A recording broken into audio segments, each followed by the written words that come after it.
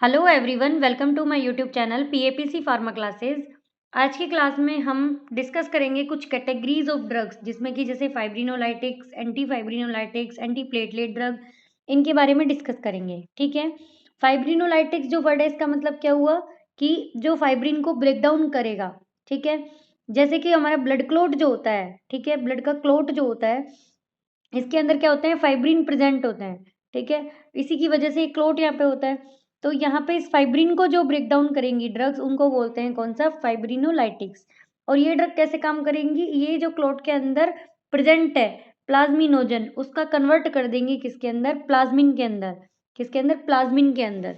ठीक है। जिससे कि जो क्लोट है वो क्या हो जाएगा, डिजोल्व। ठीक है। इसके अंदर जो ड्रग आती है, देखो वो आती है streptokinase, urokinase, alteplase and स्ट्रीप्लेज।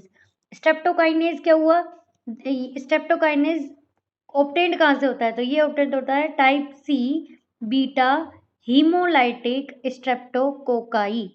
Type C beta haemolytic streptococci यहाँ से ऑब्टेन्ड होता है। यूरोकाइनेज ये क्या है, सब एंजाइम है जिनके पीछे एज एज लग रहा होता है, वो सब एंजाइम होते हैं। यूरोकाइनेज, यूरो नाम है तो इट मीन्स ये यूरिन से मिलता है या फिर obtained from cultured human kidney cell. Cultured human kidney cells, इनसे यहाँ पे ये ऑब्टेन्ड होता है। एल्टीप्लेज, एल्टीप्लेज इसका दूसरा नाम क्या होता है, यहाँ पे एल्टीप्लेज का होता है RTPA। इसका मतलब क्या हुआ, टिश्यू प्लाज्मिनोजन एक्टिवेटर। ये जो प्लाज्मिनोजन है इसका कन्वर्ट करता है प्लाज्मिन के अंदर, प्लाज्मिनोजन को एक्टिवेट करके। इस तरीके से अल्टीप्लेज का काम होता है। और ये ऑब्टेन्ड होता है रिकॉम्बिनेंट DNA टेक्नोलॉजी से, इसीलिए इसको RDNA इस तरीके से भी यहाँ पे इसको लिख सकते हैं। Anistreplase, it is a inactive complex of plasminogen streptokinase. तो ये यहाँ पे ये सारी ड्रग्स जो हैं ये एज ए फाइब्रिनोलाइटिक्स काम करती हैं, जो कि प्लाज्मिनोजन का कन्वर्जेशन करती है प्लाज्मिन के अंदर। ठीक है। और फिर जो क्लोट है वो डिसॉल्व हो जाता है और फाइब्रिन ब्रेक डाउन हो जाता है। अब देखो नेक्स्ट कैटेगरी है एंटी फाइब्रिनोलाइटिक्स। इनका मतलब क्या हुआ कि अभी इसके अपोजिट काम करना है इनको। ये ड्रग क्या कर रही थी, प्लाज्मिनोजन का काम कन्वर्ट कर रही थी प्लाज्मिन में। ठीक है। और ड्रग ये कौन सी यहाँ पे बढ़ा रही थी इसको, ये वाली फाइब्रिनोलाइटिक्स ड्रग। अब ये ड्रग क्या करेंगी, इसको इनिबिट करेंगी, क्योंकि ये एंटी फाइब्रिनोलाइटिक है। ये प्लाज्मिनोजन का कन्वर्ट रोकेंगी प्लाज्मिन के अंदर। ठीक है। They inhibit the plasminogen activation into the plasmin. इसके अंदर जो ड्रग्स आती हैं, देखो वो कौन सी आती है, EACA। इसका मतलब क्या हुआ, इसका मतलब है epsilon amino caproic acid. Epsilon, epsilon amino, amino caproic acid. ठीक है, ये इसका नाम होता है। दूसरा कौन सा, ट्रिक्सिनामिक एसिड। क्या होता है, ट्रिक्सिनामिक एसिड। ठीक है। देखो बॉडी के अंदर थ्रोम्बोक्सेन, जिसको स्पेशली जिसके अंदर होता है थ्रोम्बोक्सेन के लिए, देखो इस तरीके से TXA2। और दूसरा क्या, PGI2, PGI2। प्रोस्टाग्लैंडिन और थ्रोम्बोक्सिन ये क्या है, बैलेंस करके रखती है ये क्लोटिंग सिस्टम को। थ्रोम्बोक्सिन क्लोट को बढ़ाता है, क्लोट को एक्टिवेट करता है, और जो प्रोस्टाग्लैंडिन है वो यहाँ पे क्लोट के फॉर्मेशन को इनिबिट करती हैं। ठीक है। तो इस तरीके से ये दोनों यहाँ पे अपना बैलेंस जो है यहाँ पे ये बनाए रखती हैं। ठीक है। अब यहाँ पे देखो आगे देखते हैं, एप्सिलॉन एमिनो कैप्रोइक एसिड और ट्रिक्सिनामिक एसिड कैसे काम करेंगी, inhibit the plasminogen activation into the plasmin. ठीक है। आगे देखते हैं anti platelet drug. Anti platelet drug जो कि बॉडी के अंदर, प्लेटलेट का दूसरा नाम क्या होता है, थ्रोम्बोसाइट्स। क्या होता है, थ्रोम्बोसाइट्स। ठीक है। तो ये जो प्लेटलेट है ये इस रेस्पॉन्सिबल किसके लिए होती है, ब्लड को विस्कस करने के लिए ये रेस्पॉन्सिबल होती है। इसके अंदर को सबसे पहले एस्प्रिन। एस्प्रिन क्या होता है, सैलिसाइलिक एसिड डेरिवेटिव होती है ये। एस्प्रिन वैसे NSAIDs में पड़ी होंगी, लेकिन लो डोज पे 75 to 150 mg डोज पे ये एंटी प्लेटलेट की तरह यहाँ पे काम में आती है। काम कैसे करेगी, inhibit thromboxane, inhibit thromboxane synthetase. Thromboxane के सिंथेटेज जो है, थ्रोम्बोक्सेन के सिंथेसिस को ये यहाँ पे इनिबिट करेगी। थ्रोम्बोक्सेन का काम क्या है, क्लोट को एक्टिवेट करना। और जो यहाँ पे ये एंटी प्लेटलेट की तरह काम करेगी।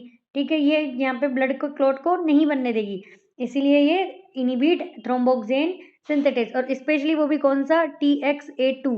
अगर ये ऑप्शन में नहीं आया तो TXB2। ठीक है। तो इस तरीके से एस्प्रिन काम करेगी। नेक्स्ट है डाईपाइरिडामोल। अब जैसे इसका नाम में लिख रहा है पाइरिडा, तो इट मीन्स ये पाइरिमिडीन डेरिवेटिव है। ठीक है। डाइपाइरिडामोल पाइरिमिडीन डेरिवेटिव है और ये कैसे काम करती है, ये पीडीई को क्या करती है, ये यहाँ पे इनिबिट करती है, फोस्फोडाइस्ट्रेज को इनिबिट करती है और पीजीआई2 को यहाँ पे एक्टिवेट करती है। थोड़ी देर पहले हमने पढ़ा था पीजीआई2 का काम क्या होता है, क्लोट को यहाँ पे इनएक्टिवेट करना, ये क्लोट नहीं बनने देती, जबकि थ्रोम्बोक्सिन क्लोट बनने देती है।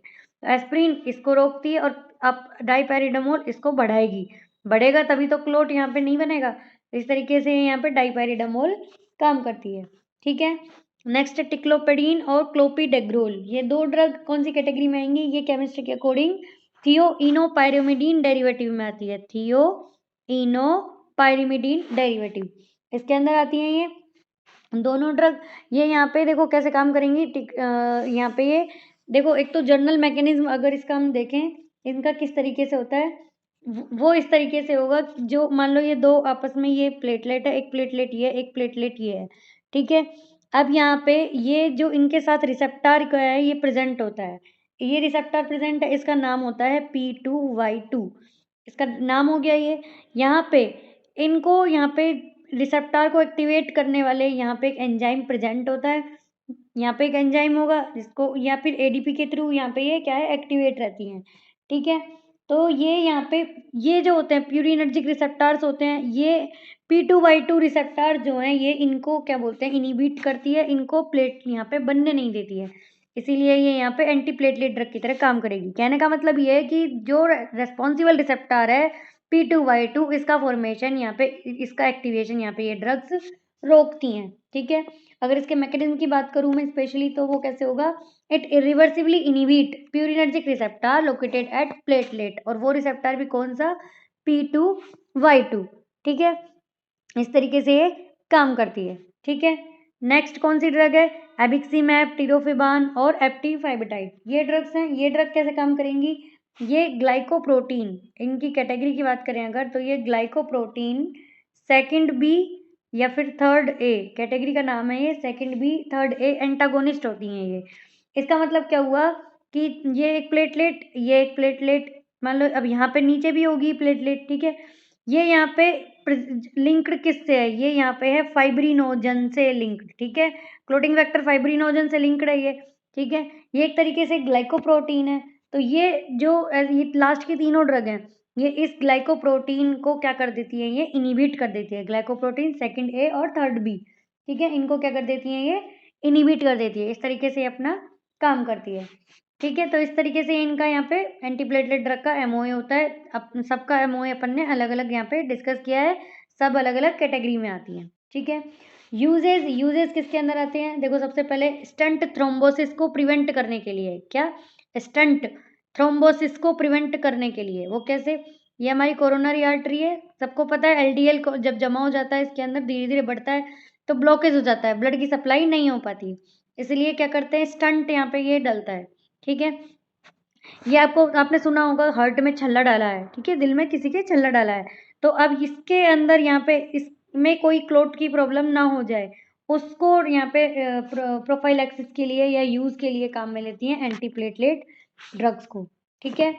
एमआई मायोकार्डियल इन्फ्रेक्शन, एंजाइना या फिर स्ट्रोक, जैसे कि ये प्रॉब्लम दोनों हार्ट के में हो रही थी, ऐसे ही ये ब्रेन के अंदर अगर हो तो उसको बोलते हैं स्ट्रोक। इनमें भी प्रोफाइलैक्सिस के लिए एंटीप्लेटलेट ड्रग को यहाँ पे काम में लेते हैं, ठीक है।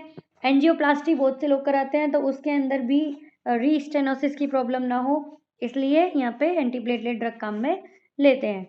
ये यहाँ पे कुछ कैटेगरीज हमने डिस्कस की, ये लास्ट पार्ट था कोलोजी का, ठीक है। हमने कोलोजी के यहाँ पे दो पार्ट में डिस्कस किया था, फर्स्ट पार्ट पे हमने डायबिटिक्स से शुरू किया था और जो सेकंड पार्ट था वो हमने जनरल फार्माकोलॉजी से स्टार्ट किया था। अभी जो कोलॉजी है वो कंप्लीट यहाँ पे डिस्कस हो चुकी है। अगर आपको कोई भी क्वेश्चन हो, कोई भी डाउट हो या कोई चैप्टर आपको लगा कि मिस हो गया, तो हमें वो कमेंट बॉक्स में ज़रूर बताना, उस पर भी फिर क्लास में यहाँ पे बना के डालूंगी, ठीक है। कल से नेक्स्ट सब्जेक्ट स्टार्ट करेंगे, तब तक के लिए थैंक यू, धन्यवाद, जय हिंद, जय भारत।